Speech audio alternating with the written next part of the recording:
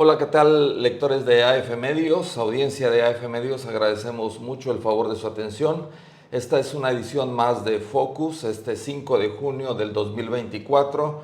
Tenemos muchísimo que platicar después de esta jornada electoral del pasado domingo 2 de junio, una jornada histórica, con votación histórica y mucho que platicar, Rubén. Sí, Esaú, muchas gracias. Buenas noches, ¿cómo estás? Muy bien, como siempre aquí listos para opinar algo interesante. No, vaya, qué jornada electoral tuvimos, qué resultados se registraron y todo lo que hay que analizar pues, desde el domingo para acá ha sido una vorágine de información, sí. de hechos, de sucesos. Hoy mismo se registraron diferentes sucesos, pero de entrada la votación que se registró histórica, Rubén, ¿cómo la interpretamos? ¿Cómo la ves después de este domingo? Bueno, pues fue una votación, yo en lo personal siempre pensé que había una alta posibilidad de triunfo para la fórmula oficial, que era la candidatura de Claudia Sheinbaum, pero no pensé que fuera a ser tan abrumadora, pensé que iba a ser más competitivo, pensé que iba a haber una votación donde hubiera un margen pequeño de triunfo, etcétera, etcétera, pero no pensé que fuera a ser tan grave la diferencia, tan abismal, pues. Y esto indica una seria llamada de atención para los analistas, para los que les interesa la reflexión sobre el acontecer público, para interpretar fielmente qué pasó con esos resultados, por qué se dieron así y cuál es el efecto de esto hacia los siguientes años, porque esto construye una narrativa política que va a influir en el destino del país hacia los siguientes años necesariamente, para bien o para mal. Ojalá sea para bien. Y tenemos que estar muy atentos a esa interpretación para poder advertir de cuáles son los riesgos y los desafíos que se acercan en el futuro inmediato. Sí, por mucho tiempo las propias encuestadoras, algunas encuestadoras serias, marcaban por arriba del 50% una posible votación para Claudia Sheinbaum. Y a Xóchitl siempre la manejaron en un 27, 30, incluso subía hasta 35%. Pero si hacemos un análisis somero, rápido de esta votación, en primera, es muy significativo que superó la votación. Hasta este momento todavía no son resultados oficiales, pero hasta este momento está superando la votación que tuvo Andrés Manuel López Obrador. En porcentajes, ¿no? El porcentaje en el 2018. Esa es una. La otra, el porcentaje el número de votos que hasta este momento registra Claudia Sheinbaum, que va por el orden de los 33 millones, un poquito más, un 59%. Esto es hasta el corte de ayer, con un 95% de casillas computadas. Tiene mucha similitud con los 25 millones de familias que reciben una ayuda social, una pensión, y de manera directa. Empata mucho ese número, ¿no? 25 millones de familias con 30 millones de votos, ¿no?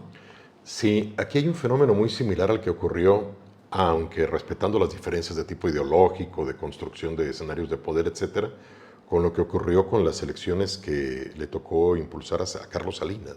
Sí. Carlos Salinas había hecho un gasto social muy importante por medio de un programa que fue muy famoso, Solidaridad, y eso le dio un porcentaje de aprobación muy alto. Digo, empezó su sexenio muy accidentado, claro, pero después tuvo un porcentaje de aprobación muy alto que le garantizó la fuerza suficiente para poder impulsar a su modelo sucesor.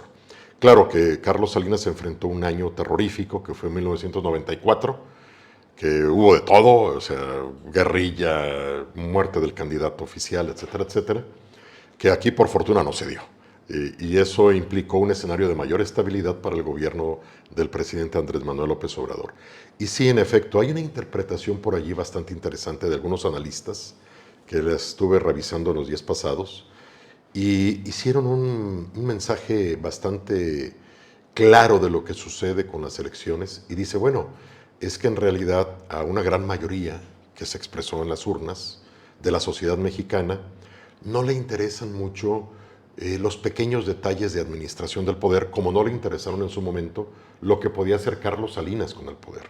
Carlos Salinas pudo reformar el Estado, vender paraestatales, reformar todo lo que le Tenía deseó hacer. prácticamente todo el poder. Porque la gente decía, mientras a mí me lleguen los apoyos sociales que me interesan, que me lleguen, no me importa lo que la élite haga allá o deshaga en el centro. Y aquí quizás sea algo similar.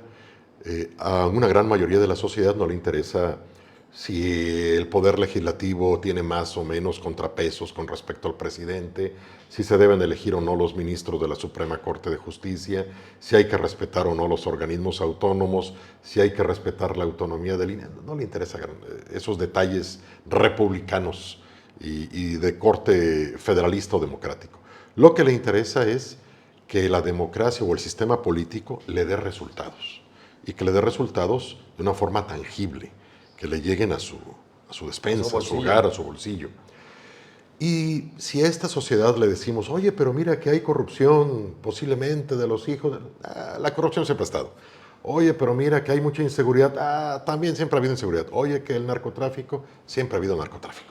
Entonces, los argumentos que se le pueden oponer de tipo de construcción política no le son muy interesantes y va a votar o elegir por otro tipo de parámetros que también hay que respetarle, porque a final de cuentas son parámetros, y esos son los que se expresaron mayoritariamente en estas elecciones. Es una interpretación, no sé si sea la correcta, habrá que analizarla con más detenimiento, pero coincide mucho con lo que tú dices con respecto a los apoyos sociales.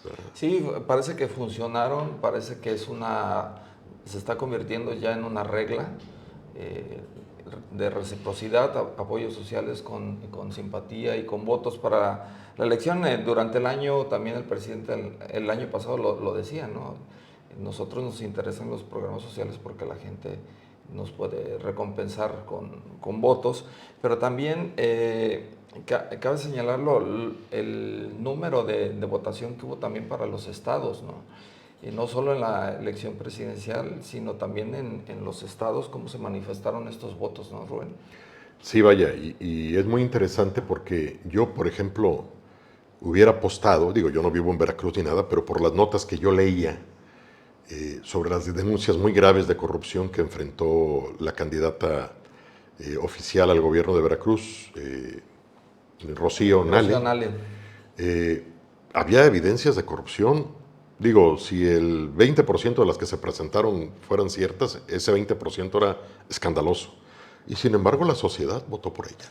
O sea, quiere decir que las denuncias de corrupción pues no le hicieron mella a una candidata en especial. Y esto manda un mensaje muy inquietante, Saúl. Si las denuncias de corrupción, inclusive pruebas de corrupción, no son evidencia suficiente para trastocar el orden o el sentido del voto en una elección, como tampoco lo es la inseguridad, los muertos, lo que sea, entonces quiere decir que eso no importa. Y quiere decir que la sociedad decide con base en otros parámetros, o con lo menos una gran mayoría de la sociedad puede decidir con base en esos parámetros.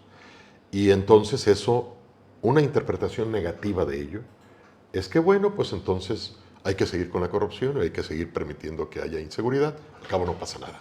Sí, pero también hay un punto importante en este caso, en la elección presidencial. No coincides con el pensamiento de que también la oposición entró muy tarde a la campaña electoral. Es decir, el partido oficialista tenía 6 años en campaña, ¿no? La oposición se vio muy lenta, llegó hasta el último año. Incluso pudiéramos pensar que el presidente fue quien eligió también la candidata opositora De alguna forma Xochitl. sí. Pero los partidos de oposición le apostaron a algo, sin decirlo, pero apostaron a la revocación de mandato o al plebiscito del presidente, ¿no? A que fuera esta elección una especie de plebiscito para el presidente, y el presidente lo ganó. Esto quiere decir que era cierto lo que muchos decíamos: la popularidad del presidente no va a disminuir, va a salir con el mismo 60% que tiene, con el mismo 60% que llegó al poder. Es prácticamente imposible que le disminuyan esa simpatía que tiene con la población. Entonces la oposición al enfocar sus baterías en el presidente, pues por supuesto que no iban a hacer mella. Eso estuvo bien para el oficialismo porque desvió muchísima atención de la propia... La dejó libre, ¿no? La dejó libre a la candidata, y ahora vemos los resultados. Si esto lo tomaron como plebiscito, la oposición lo toma como plebiscito, como un ejercicio de revocación de mandato imaginario, pues el presidente lo ganó, y lo ganó de calle, ¿no? Sí, y en parte esa es una gran respuesta, pero también hay otra muy inquietante. Los partidos de oposición no presentaron una alternativa sensata. Por ejemplo, los partidos, bueno, es el caso del PRI, tristemente, el presidente nacional del PRI pues no hizo nada para significar una posición digna, una alternativa real. Bueno, él mismo representaba un negativo. Era un negativo en la campaña, pero los dirigentes del PRI en todo el país, en los estados y a nivel nacional, se abalanzaron sobre las plurinominales y se pusieron en sus listas.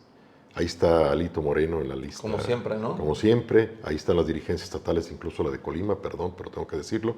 Ahí en primer lugar. Y entonces el mensaje, digo, en el PAN pasó algo similar. Y el mensaje de la sociedad era, caray, si esto es la alternativa, pues como que no es una alternativa muy buena. Cuando tuvieron una gran oportunidad para construir algo distinto, si es que de veras querían presentar algo distinto. No, pero además a nivel estatal, en el caso de Veracruz, que lo mencionabas en este momento, muchos han dicho del domingo para acá, a ver, el PRI, si quería ganar Veracruz, lo primero que tenía que hacer es no poner de candidato a un Yunes, ¿no?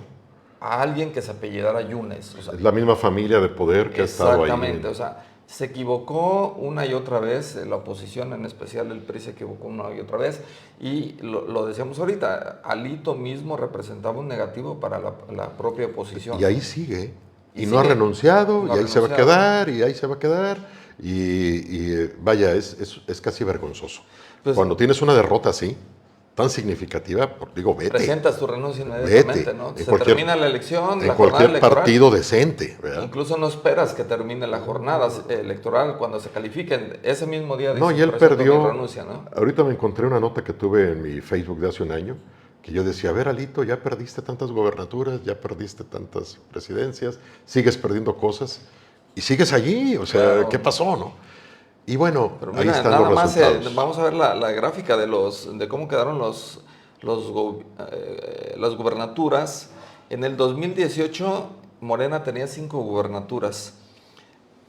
Para esta elección tiene 24 gubernaturas. El PAN tenía 12, quedó con 4. El PRI tenía 12, se quedó con 2. Movimiento Ciudadano tenía 1, tiene 2 ahora. Y el PRD tenía 1 y ya no tiene ninguna. Entonces, Morena está prácticamente en todo el territorio nacional. En el norte, en el centro y en el sureste está gobernando, salvo algunas entidades como Jalisco, como Nuevo León, como Chihuahua. Pues se resisten todavía la población, pero es significativo esto que sucedió, ¿no, Rubén? Sí, claro. Y bueno, esto representa un gran poder para Morena y para su proyecto, y ese gran poder pues tiene que administrarse con mucha responsabilidad, porque prácticamente la sociedad le otorgó, no me gusta usar la palabra cheque en blanco, se me hace muy usual, pero le otorgó un poder de decisión y orientación de la política pública prácticamente sin límites. O sea, es decir, lo que quieran hacer. Aún no está total, pero sí tiene mucha ventaja, ¿no? Una gran ventaja. Pero vaya, por ver los números del mapa del país, te das una idea que hay un ejercicio de representación bastante dominante, que hace recordar a escenarios del partido dominante de hace algunos años. Y eso implica un gran poder de decisión hacia el futuro que va a tener que administrar con mucha prudencia. Porque si no se administra con prudencia, este escenario, pues ya no va a haber forma de que se le eche la culpa al pasado. De hecho, en este momento ya no tiene oportunidad de echarle la culpa al pasado. Ya no hay nada, ¿no? Entonces, las decisiones Al que se gobierno tomen... anterior. Al gobierno anterior. No hay ¿no? manera de... Entonces, digo, de culparlo, ¿no? ya las decisiones van a ser muy drásticamente adjudicadas a esta mayoría y entonces eso implica una gran responsabilidad.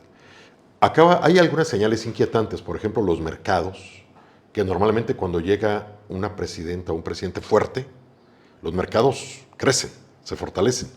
Y aquí los mercados, curiosamente, se debilitaron, cayeron en México.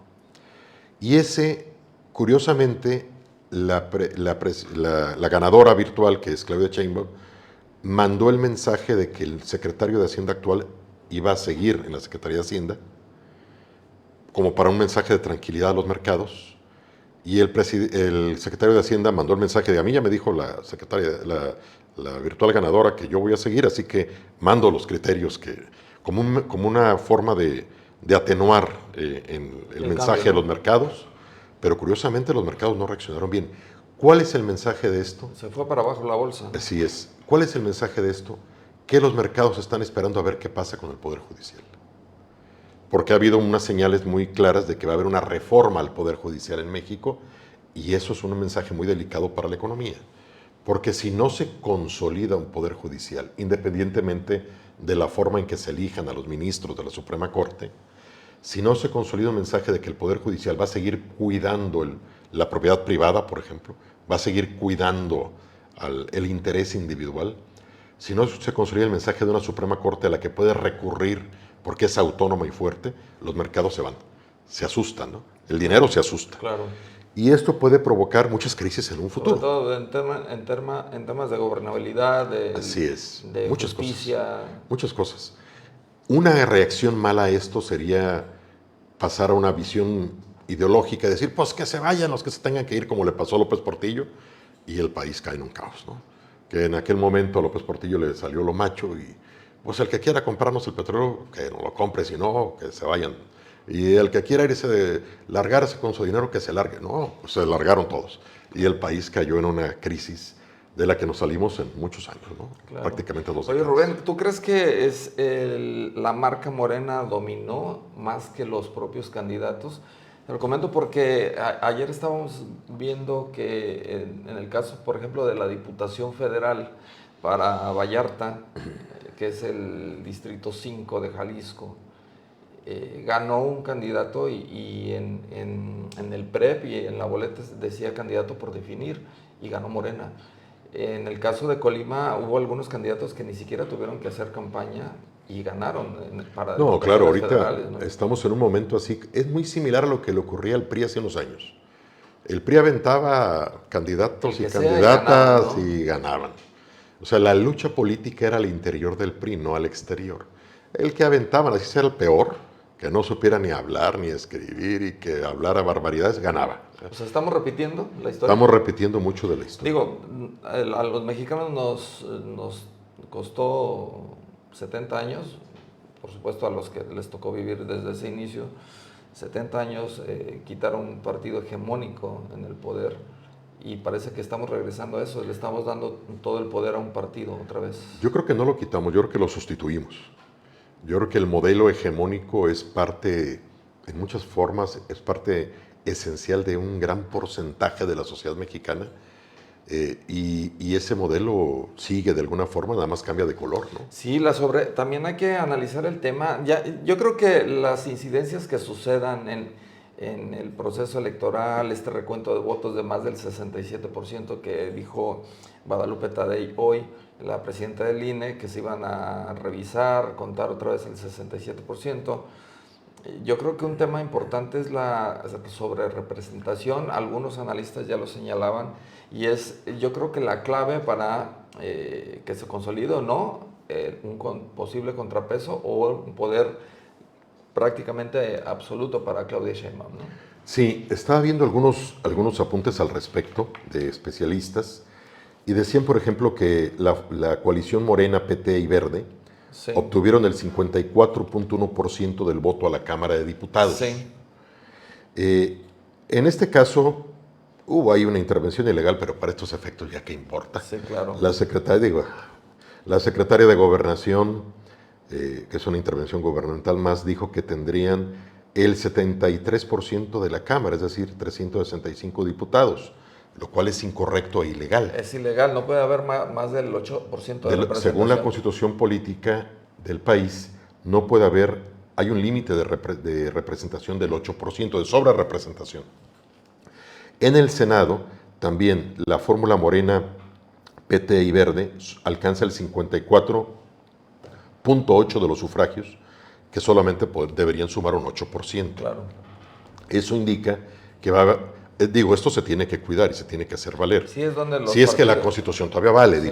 También hay que ver eso.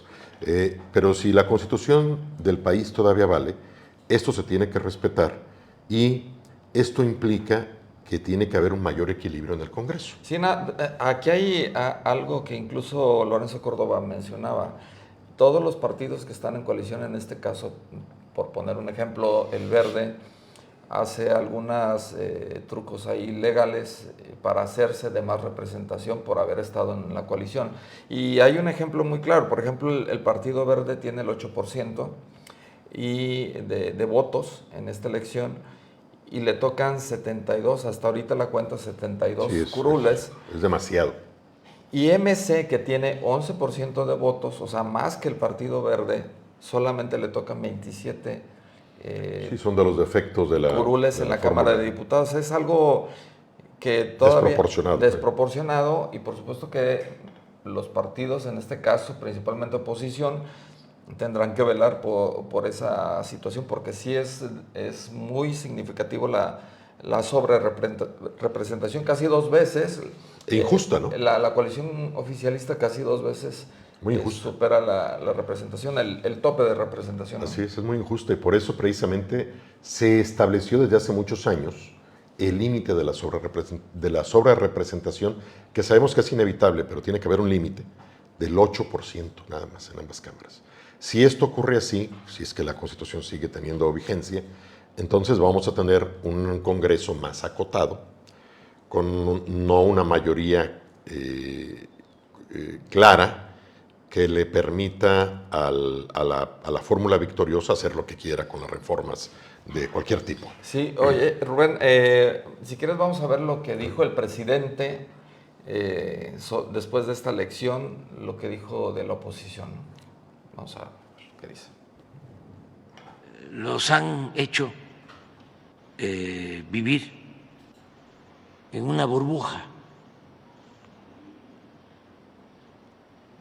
Por eso se sorprenden con los resultados electorales del domingo. Todavía no lo internalizan. Están como pasmados,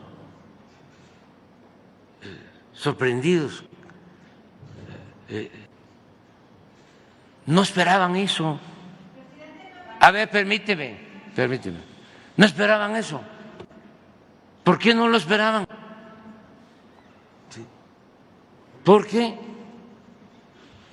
creyeron todas las mentiras difundidas por los que se sentían dueños de México y que se dedicaban a saquear al país.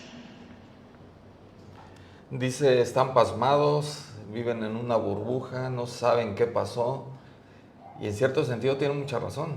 Sí, aunque yo creo que cuando tú ganas, debes ser moderado en el triunfo, ¿no? Debe ser ecuánime. Es donde se demuestra. Sí, debe ser. Porque si no eres como esos jugadores aficionados o fanáticos del fútbol, que cuando gana su equipo, les dimos duro. Y pues no, hay que tener un poquito de grandeza en la victoria y hay que tener grandeza en la derrota también.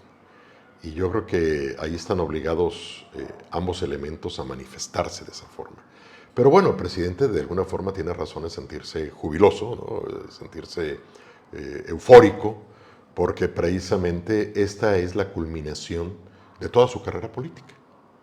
Y él ha anunciado que se va a retirar y que no quiere recibir a nadie, a su rancho, que ya sabemos cómo se llama, en Palenque, por allá, y que quiere retirarse totalmente, que está harto, que está cansado ya de la actividad pública. Lo dudo mucho. Lo dudo, pero bueno, él lo ha dudo. anunciado. Y sí creo que en algún momento debe cansar mucho la vida pública, debe ser agobiante. Y él pues está de esta forma cerrando su ciclo de muchísimos años de actor político, ¿no? De un actor político que empezó desde las filas más básicas de la actividad pública y que llegó hasta la primera magistratura del país, lo cual digo, no está nada mal en términos de biografía individual. No, claro, es de destacarse. Y si quieres también vamos a ver ahorita en un momento más lo que dijo la presidenta del INE, Guadalupe Tadei, sobre todo después de que se registraron y se hicieron públicas tantas incidencias en el proceso electoral de la presidencia de la República, pero también cabe señalar lo que está sucediendo, por ejemplo, en Jalisco y en otros estados, donde incluso ha sido necesario pedir el refuerzo de la Guardia Nacional y del Ejército, porque han llegado personas armadas a reclamar votos. Y también aquí cabe señalar que los partidos, en este caso el partido que ganó prácticamente todo, debería ser un poquito más responsable en no incitar a la violencia a sus simpatizantes. Por desgracia. Y esperar a que las instancias electorales pues califiquen la elección como tiene que ser, como lo marca la ley, y después de eso entonces empiecen a manifestar alguna situación, pero parece que están incitando, pues, nos robaron, por ejemplo, Jalisco, es un margen casi de 100,000 votos de diferencia, entonces lo van a revisar. Pero si quieres vamos a ver lo que dijo hoy la presidenta del INE sobre esta calificación de las casillas y el cuento de votos. Vamos a ver. Buenos días. En la jornada electoral del pasado domingo, las y los mexicanos salimos a expresar nuestra voluntad en las casillas. Fue un proceso electoral exitoso que se desarrolló en condiciones de paz. Fue una jornada histórica donde el Instituto Nacional Electoral, de la mano de las y los ciudadanos, instaló más de 170,000 casillas, una cifra nunca antes vista que permitió el voto de la población. Posteriormente, la misma noche de la elección, el INE implementó 2 mecanismos que brindaron información oportuna a la ciudadanía sobre las estimaciones de los resultados de las elecciones. Por un lado, el programa de resultados electorales preliminares, que todos conocemos como el PREP, el cual inició su publicación de resultados a partir de las 8 de la noche y concluyó después de 24 horas de funcionamiento, con más del 95% de las actas capturadas y publicadas. Asimismo, previo a la medianoche del 2 de junio, el INE dio a conocer los resultados de los conteos rápidos, los cuales permitieron saber con gran precisión las tendencias de votación a la presidencia de la República y por primera vez las 2 cámaras del Congreso de la Unión. Tanto el PREP como los resultados de los conteos rápidos son coincidentes, lo que da cuenta del alto nivel de precisión, rigor metodológico y científico con el que se realizan estos ejercicios. Sin embargo, los resultados oficiales se conocerán una vez concluidos los cómputos de la elección. A partir de las 8 horas de este miércoles 5 de junio, darán inicio los cómputos en los 300 consejos distritales del Instituto Nacional Electoral, que dotarán de certeza y legalidad a los resultados del proceso electoral federal 2023-2024. Conforme a la normatividad electoral, los 300 consejos distritales deben llevar a cabo el miércoles siguiente al día de la jornada electoral la suma de los votos anotados en las actas de escrutinio y cómputo para determinar a las candidaturas triunfadoras de las votaciones del pasado 2 de junio con base en sus resultados oficiales y definitivos. En presencia de las representaciones de los partidos políticos y candidaturas independientes y de personas observadoras electorales, los cómputos distritales se desarrollan para cotejar la información de las actas y los resultados que plasmaron las y los ciudadanos funcionarios de casilla el día de la elección. Los cómputos distritales consisten en sumar los resultados contenidos en todas las actas de escrutinio y cómputo de las casillas que instalamos en un distrito electoral. Estos se realizarán por orden según el tipo de elección. Primero, los respectivos a la presidencia de la República, luego los de diputaciones federales y finalmente los de senadurías. Se prevé que el recuento de votos para la elección presidencial sea superior al 65, se estima el 67 en este momento, por ciento, con lo que se dará mayor certeza y todas las garantías de que cada voto haya sido contado y cuente bien.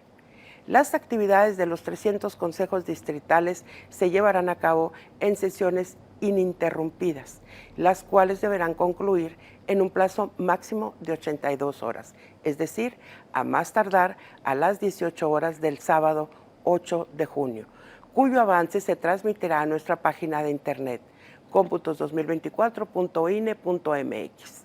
Desde aquí, quiero hacer un llamado a todos los actores políticos a guardar la calma y acompañar estos trabajos de los consejos distritales y que estén vigilantes de todo el proceso y contribuyamos todas y todos a garantizar la certeza y credibilidad en los resultados de las elecciones.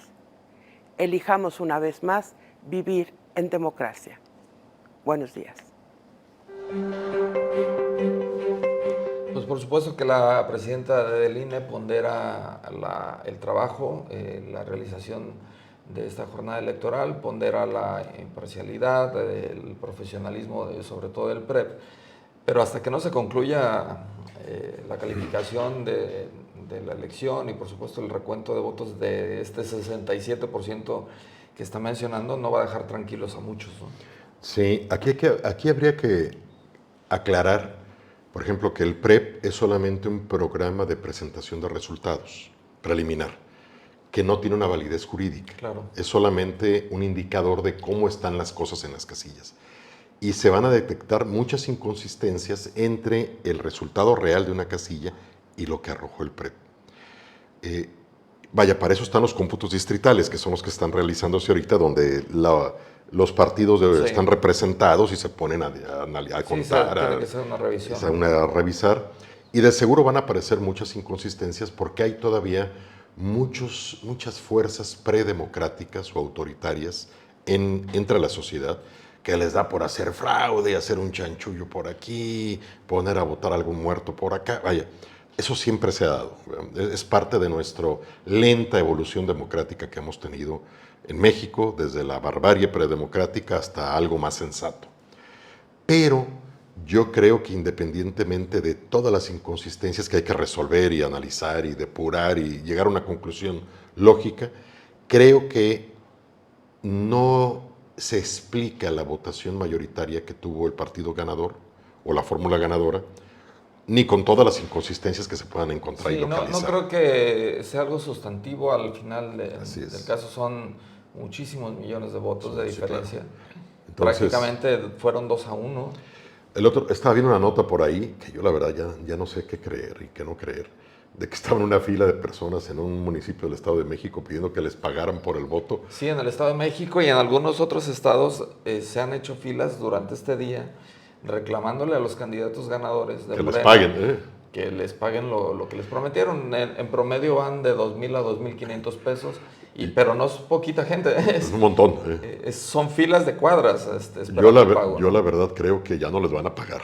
Porque, digo, con esos millones de votos que sacó Morena, ¿para qué les van a pagar a unos grupitos ahí que vendieron su voto, no? Sin embargo, fíjate que tienes razón, o sea, el nivel de votación o el porcentaje de votación no creo que sufra grandes cambios después de este recuento de 67%.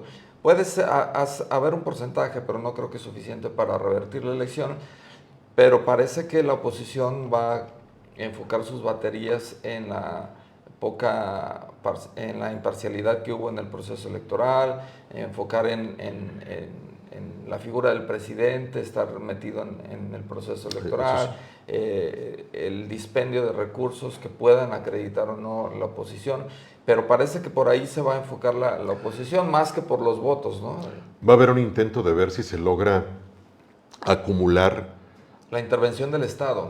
acumular toda la serie de evidencias que ellos consideran que se cometieron para poder solicitar una anulación electoral. Que Sí. yo creo que es muy difícil a estas alturas. Es muy difícil a este momento. Muy complicado, porque si hubiera habido, insisto, un margen de votación que ganó por 2%, por 3%. Todavía 3%, 4%, pero este margen de diferencia, para mi forma de ver, es válido democráticamente. parece que por tema de votos no creo que sea... No creo que sea ahí la explicación. No sea la pero respuesta, bueno, pero sí... es parte de la lucha democrática. Tienen a final de derecho cuentas. los partidos de oposición a manifestarse, a impugnar y a tratar de presentar las pruebas que consideren. es. El otro tema, Rubén, el tema de Colima. Vaya cosas que se vieron en el Sí, Estado, ¿no? bastante interesante. Sobre todo el Congreso, Rubén, 14 diputaciones ganó Morena. Sí. Hasta este momento son de mayoría relativa, faltan... ¿Y ayuntamientos ahora sí, cuántos ganó? 5. 5 ayuntamientos. Pero Morena ganó 14 diputaciones. De los 16 distritos. O sea, solamente perdió 2 distritos y por un margen Exactamente. pequeño de votación. Sí. Muy pequeño de votación. Porque le di seguimiento más o menos a algunas votaciones y vi que Sí, estaba- ganaron Morena, en coalición Morena PT Verde, ganó el 1, el 2, el 3, el 4, el 5, el 8, el 9, el 10, el 11, el 12, el 13 y el 14.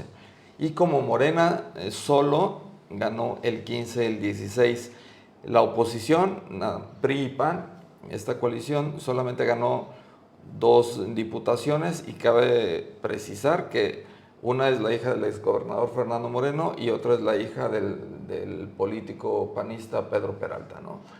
Y bueno, ese es un mensaje también que habrá que revisar e interpretar en su momento, pero aquí les ocurre lo mismo, insisto, esto es una votación muy similar a la del viejo partido dominante, que de repente perdía un distrito por allá, otro distrito por acá, pero en realidad su hegemonía estaba muy clara, ¿no? Sí, claro. Y los ayuntamientos, bueno, los ayuntamientos ganaron 5, que es la costa, el distrito 2 prácticamente es de Morena, Manzanillo, Armería, Tecomán, y también en el norte Cuauhtémoc y Comala lo lograron ganar, que parecía que no lo ganaban, al final lo ganaron. El PRI PAN solamente se quedan con Colima, Villa de Álvarez y Coquimatlán. Y Nueva Alianza, que pues da la sorpresa, tiene 2 alcaldías, Minatitlán e Ixtlahuacán. O sea, Sí, claro. Bueno, en el caso de Ixtlahuacán es un candidato que ya había sido presidente. sí, ¿no? por supuesto. Y que pertenece a una familia de poder en Minatitlán, perdón. Es una familia de poder. Pero a final de cuentas no deja de ser un triunfo de Nueva Alianza, que es muy respetable, y eso también le va a dar curules, ¿no? Y para las senadurías, bueno, en el estado de Colima, pues tiene las 2 senadurías, ganaron por mayoría relativa, la coalición Morena PT Verde, y el PRI por primera minoría, queda una senaduría para la coalición PRI-PAN. Y en el caso de las diputaciones federales, pues se llevan las 2 también, Distrito 1 y 2, en la coalición Morena PT Partido Verde. O sea, en el estado prácticamente también se están llevando todo. Y yo insisto, ¿no? Yo creo que no es mérito de la capacidad política individual de los actores. Sí, Es un mérito de la marca, ¿no? es la marca. La ¿no? marca la que arrasó, ¿no? La que les dio todo el soporte. Es más, tenían para haberlo ganado todo, ¿no? Sí, había candidatos a diputados que no se conocían y ganaron, ¿no? Sí, ¿no? Y Y vaya, que no hicieron gran campaña tampoco y ganaron. digo, un ejemplo muy claro es en el municipio de Colima que, por ejemplo, la candidata de Morena, que era Azucena de la coalición, que era Azucena, esposa de Queda en Leoncio segundo Morán, lugar. del 8, digo, la verdad es que tuvo muy poco tiempo para hacer campaña, contrario, por ejemplo, a Margarita, que Margarita hizo una campaña, además, muy cara y muy larga y muy fuerte, con mucha intensidad, y Margarita quedó bajo de Azucena, ¿no? Oye, en el caso de Colima, 2 grandes perdedoras, Margarita y y Griselda, ¿no? Martínez. Sí. Manzanillo, Griselda, más o menos, creo que solamente alcanzó 18,000 votos en Manzanillo. Lo que pasa es que aquí el partido no las ayudó, ¿verdad? Bueno, cabe recordar y hay que precisar, o sea, Movimiento Ciudadano era un partido que estaba prácticamente en la lona antes de la llegada de Margarita y de Griselda. De Griselda, sí. Tras la salida del 8 había quedado muy Desarticulado. muy desarticulado y todo. No tenía bases, no tenía llega bases Margarita y les da una bandera a MC, ¿no? Llega Griselda y también les da otra bandera, pero el partido como tal no tenía gran peso. Bueno, no ganó nada en Colima, ¿no? O sea, Y eso indica que estamos aquí en una competencia de marcas, no tanto de personalidades. claro.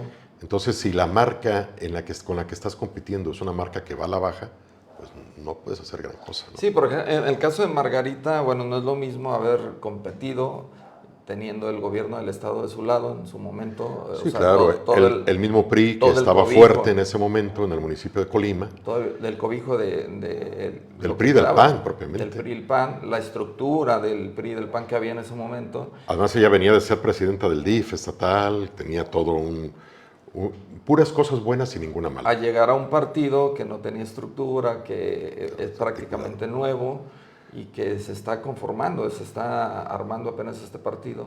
Y pues bueno, quedó en tercer lugar. Y lo de Griselda también es muy significativo. Ella apelaba a tener muchísimos más votos en Manzanillo, solamente obtuvo 18,000 votos, que me parece es un golpe de realidad para ella.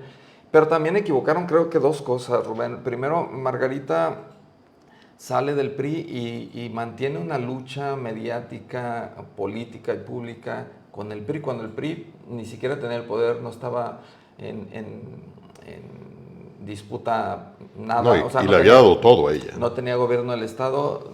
Me parece que pierde tiempo significativo Margarita en estar enfocando sus baterías en pelear contra el exgobernador, que pues, el exgobernador Sí. no jugaba nada.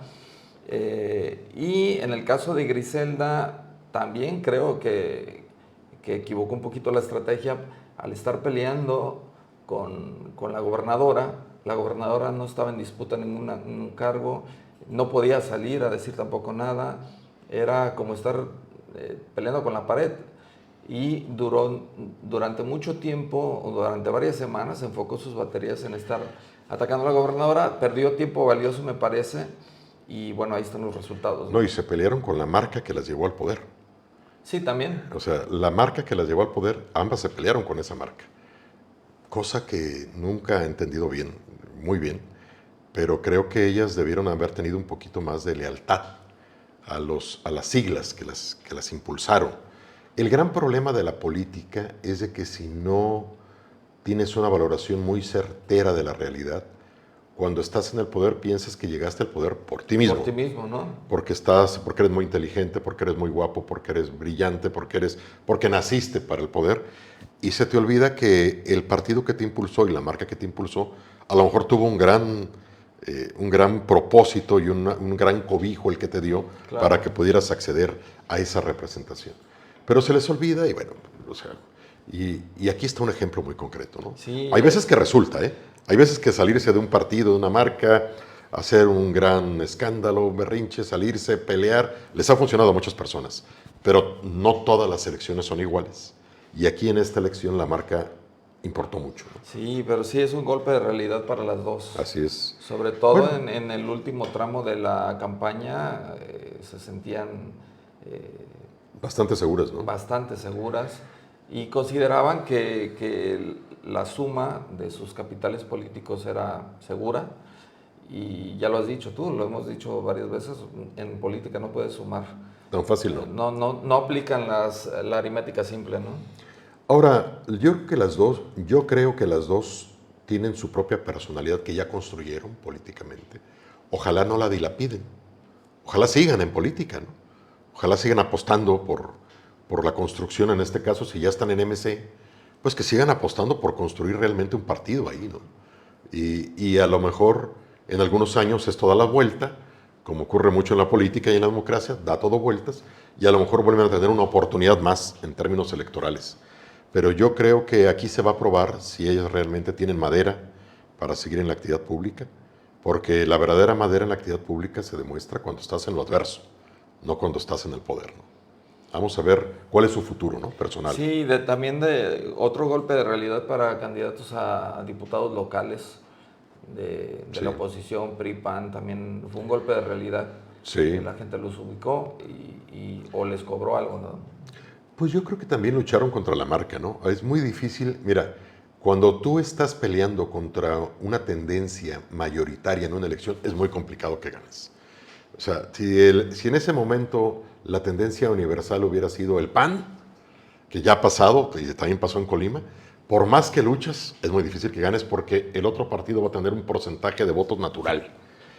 Si la marca en ese momento es dominante en el PRI, por más que luches, va a ganar el PRI. Claro. Y en este caso, la marca era muy fuerte. Entonces, tú como candidato, por más que hicieras tu esfuercito y tus ganas y pusieras tu retrato y saludaras gente, ibas a luchar contra un porcentaje que ya estaba asignado de la votación de los ciudadanos hacia ese partido. Y eso es muy difícil de luchar. Sí, y yo creo que muchos candidatos tienen que entender esta parte, ¿no?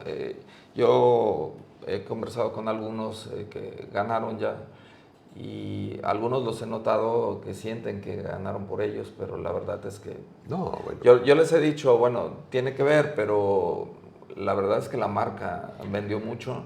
Claro. La verdad, la marca está muy fuerte todavía.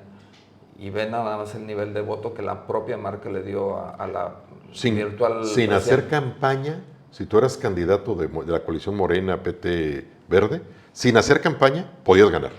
Y a futuro, Rubén, vaya encrucijada que va a tener Morena, Colima, de cara al 2027, con Virgilio y con Locho. Guardemos este dato, ya lo veremos con el tiempo.